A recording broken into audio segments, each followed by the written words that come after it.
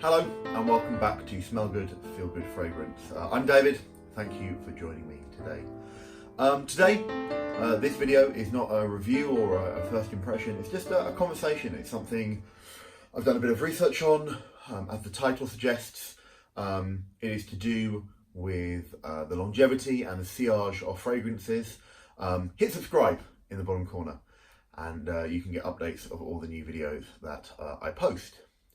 So, today's topic, 4 real things to talk about. Olfactory fatigue or nose blindness, reformulation, that's another one we'll talk about, the actual molecules of a fragrance, and then also skin chemistry. So 4 things to really talk about when it comes to understanding why a fragrance may or may not last.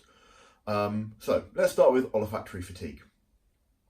Your nose scents fragrance. You smell things, and in the course of a day, fragrances or scents pass by you. So you're walking down the street, someone's drinking a coffee, walking past you, you smell the coffee, and then that scent's gone from your nose. You don't smell it. So when you then smell coffee 20 minutes, 30 minutes, an hour later, your body's not used to the scent of coffee, and you get that strong smell of coffee. If you're wearing a fragrance, and you're wearing it on your shirt or your neck or your arms, wherever you wear your scent, that is constantly there. Your nose is constantly picking up those fragrances. And olfactory fatigue is when your nose gets so used to a scent that it stops sensing it. It doesn't see it as a new scent or anything strange. Your nose acclimatizes, and so the molecules that a fragrance gives off, your nose still picks them up, but it doesn't separate them in the same way as it does from things around you. So we go back to my coffee example. You'll still smell coffee, but because the coffee's there, the fragrance you're wearing is still there. So your nose is picking up both things and stays acclimatized to the scent you're wearing. And you can often tell that because there are certain fragrances you may find, and I do. Red Tobacco by Mancera is a really good example. I sprayed it on my skin and my shirt, and after 2 hours I was really disappointed. I was like, everyone's a long fragrance, everyone says it's got great sillage, it fills the room, but I couldn't smell it so much. But my colleagues 2 or 3 meters away could still smell that syrupy, jammy tobacco because it's such a strong scent that my nose had gone nose blind to it. And some people will go nose blind to a scent quicker than others. So one thing to bear in mind is it may be that your olfactory sensing, your way your nose smell things, may pick up fragrances quicker, but also you may get fatigue quicker as well. So part number 1 is that if you're wearing a lot of a fragrance or a really strong fragrance, you may actually go nose blind to it. It's not that the fragrance isn't there. Point 2, reformulation.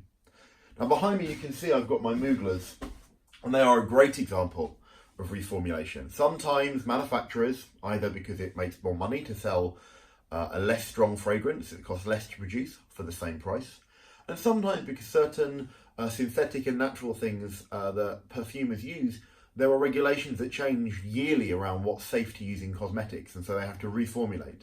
And unfortunately, sometimes those reformulations, almost always, are weaker than the originals because they have to take out particular additives or take out particular chemicals. So you may find fragrances that you wore 3 or 4 years ago, you go and buy a new bottle because you need to replace it, and the actual composition of that fragrance isn't as strong as before. It doesn't last because the chemical makeup of that fragrance has changed, and unfortunately you get a fragrance that evaporates or disappears off your skin quicker. So number 2, reformulation is a reason a scent does not last in the same way. So, on to number 3.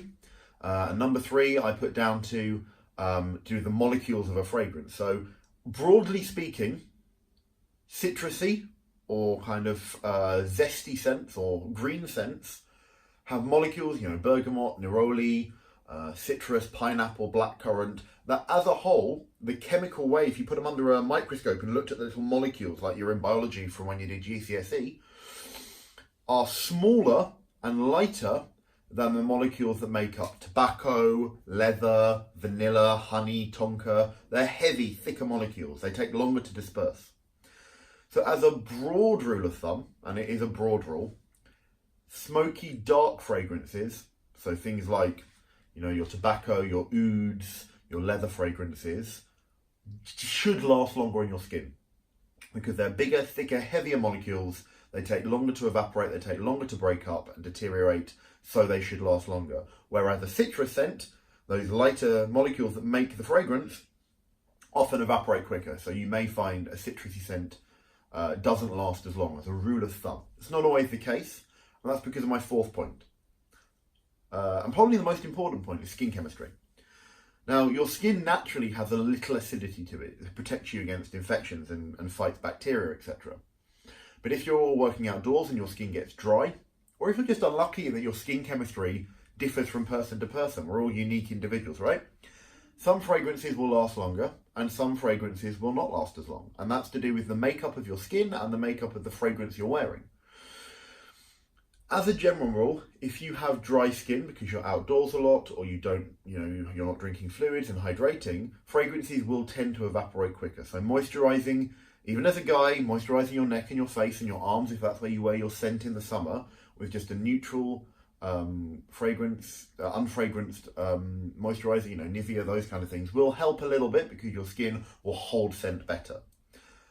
Some fragrances might just not work for your skin, unfortunately. You may find that where someone wears something light, and we'll go back to red tobacco, one of the heavier Mancera fragrances, and everyone goes, oh, it's the longest lasting scent ever, I wear it 12 hours, 15 hours, I can smell it the next day. They may do, because their skin and that chemical makeup of that fragrance may work really well. It might not for others. So for me, I absolutely adore Rosassi Layuko. It's a great alternative. It's a slightly lighter, fruitier version of Tuscan leather.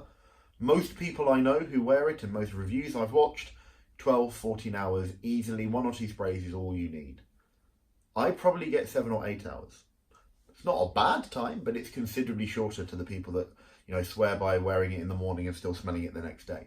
So my skin chemistry doesn't always work. Whereas actually for me, some citrusy scents like Neroli Portofino by Tom Ford, I probably still get 8 or 9 hours when other people only get 2 or 3 hours.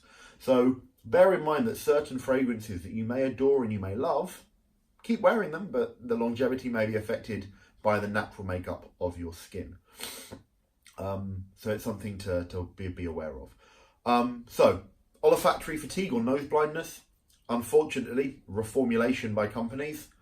The makeup of that fragrance, the molecules and the actual scent profile, depending on heavy and lighter fragrances, and then obviously your skin chemistry. My 4 things to think about with a fragrance, to have a think about for longevity and sillage. And sometimes, maybe a fragrance is just cheap and doesn't have a lot of oil in it as well. But there we go. 4 reasons that you may find things last for a really long time or a really short time to think about. And comment down below. Do you have your own secrets that aren't, the normal moisturize and spray lots of fragrance? Do you have fragrances that work really well for you, or fragrances that everyone swears by but you find don't work with your skin? I'd love to know. Pop onto the subscription, pop onto comments underneath, head on over to Instagram as well, and pop some comments in there as well. And thanks for tuning in. Have a great day, and I'm going to wear for today, 5th of April 2019, I'm breaking out the Prada L'Homme for the first time. That's going to be my scent of the day. What are you wearing today to smell good and feel good on this lovely spring morning? Pop in the comments as well, and have a really great day.